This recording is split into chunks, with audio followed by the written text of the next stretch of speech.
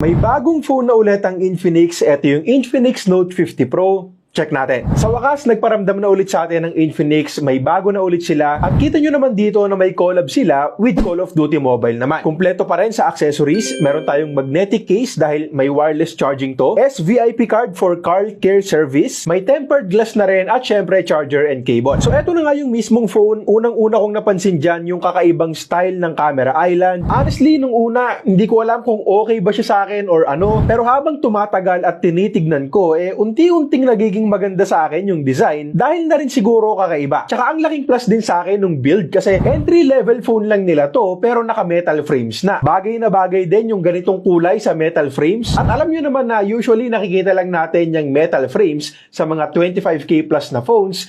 Minsan nga wala pa sa ganung presyo. So, nakakatuwa lang din at sana magtuloy-tuloy pa to sa mas maraming phones nila. Isa pang bihira sa entry-level phones na meron dito ay yung 90 watts na fast charging. Madalas pag entry-level, 33, 45 watts, mabilis na yon. So, dito doble pa tayo at 90 watts. At bukod pa nga pala dyan, meron din tong support for 30 watts na wireless charging. In-improve na rin nila yung lakas ng magnet sa included na case. Sakaling gagamit ka ng magnetic wireless charger, hindi pa rin siya yung sobrang lakas talaga. Pero pwedeng-pwede na, lalo pat libre lang naman. 5,200 mAh na rin yung battery capacity. So, mas malaki na rin ng konti kumpara sa 5,000 mAh noon. Naka 6.78-inch AMOLED panel pa rin with in-display fingerprint scanner. Pero this time, mas mataas pa yung screen refresh rate. 144Hz na instead of 120. So, mas smooth pa ng konti. 50 megapixels yung main camera na may kapartner na ring ultra-wide cam. AI features, meron na rin tayo. Naka-dual speakers din. 12GB yung physical memory and pwede ka rin magdagdag ng up to 12 gigs na virtual. Itong unit ko lang ang 8 gigs pero hindi yan yung ilo-launch nila. Tapos 256GB naman yung internal storage. At huhusgahan ko yan kapag alam ko na yung presyo.